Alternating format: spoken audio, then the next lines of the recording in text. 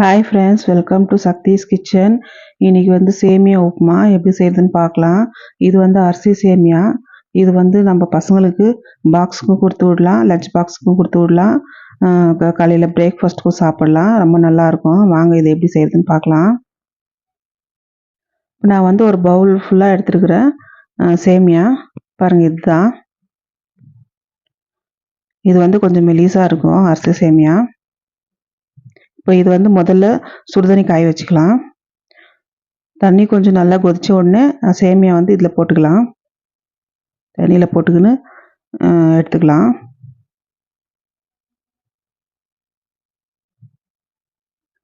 சேமியா ஒரு 5 நிமிஷம் இருந்தால் போதும் தண்ணியில். அது கொஞ்சம் அந்த சேமியா கொஞ்சம் மெதுவாகிற வரைக்கும். உப்பு கொஞ்சமாக போட்டுக்கலாம். நல்லா ஒரு கொதி வந்தால் போதும். பாருங்கள், வெந்திருக்குதுன்னு நினைக்கிறேன். ஜாஸ்தி கொலையும் கொடுக்கூடாது. ஒரு பாதி வெந்திருந்தால் போதும், எடுத்துடலாம். அந்த சூட்லேயே அது வெந்துடும். இப்போ இதில் நம்ம ஊற்றிக்கலாம். இந்த மாதிரி ஒரு பாத்திரம் இருந்தால் இதில் ஊற்றிக்கோங்க.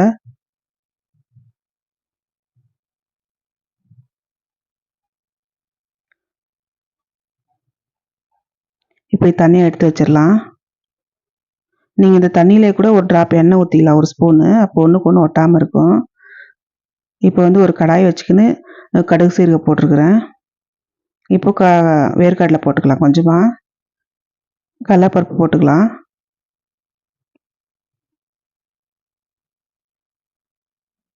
எல்லாம் சேர்த்து நல்லா மிக்ஸ் பண்ணி விட்டுக்கலாம்.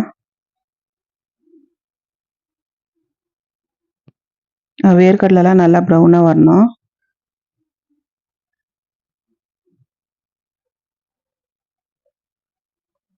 இப்போ பச்சை மிளகாய் போட்டுக்கலாம், ஒரு 3 பச்சை மிளகாய்.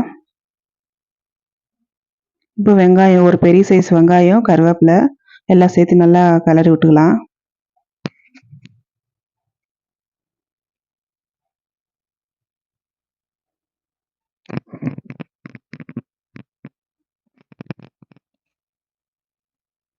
கொஞ்சமாக மஞ்சள் போட்டுக்கலாம்.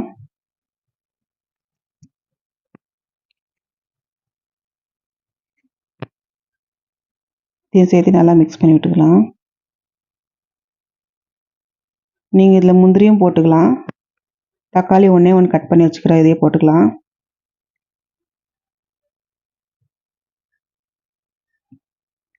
தக்காளி எல்லாம் நல்லா வதங்குற வரைக்கும் நல்லா கிளறி விட்டுக்கலாம்.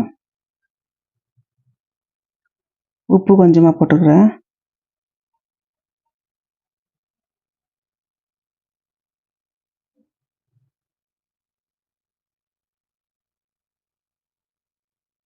தக்காளி எல்லாம் நல்லா வதங்கியாச்சு.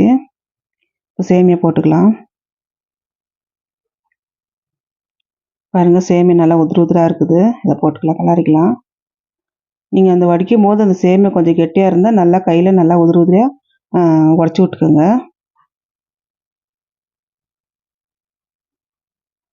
இது ஒரு மாதிரி கெட்டியாக ஆகாது, நல்லா உதிராகவே இருக்கும். நம்ம லஞ்ச் பாக்ஸ் கொடுத்து விட்டாலும். கொத்தமல்லி போட்டுக்கலாம். இது நம்ம அப்படியே தண்ணி ஊற்றி செஞ்சிங்கனாக்க ஒரு மாதிரி குழக்குலாம் நல்லா இருக்காது. ஆனால் இந்த மாதிரி செஞ்சால் ரொம்ப உதிராக ரொம்ப நல்லாயிருக்கும் சாப்பிட.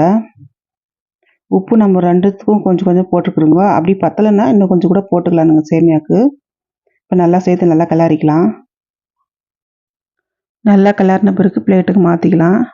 இது கூட ஒரு சட்னி இருந்தால் போதும், சாப்பிட ரொம்ப நல்லாயிருக்கும். இதை நீங்களும் வீட்டில் ட்ரை பண்ணி பாருங்கள். அப்படியே என் சேனலை சப்ஸ்கிரைப் பண்ணுங்கள்.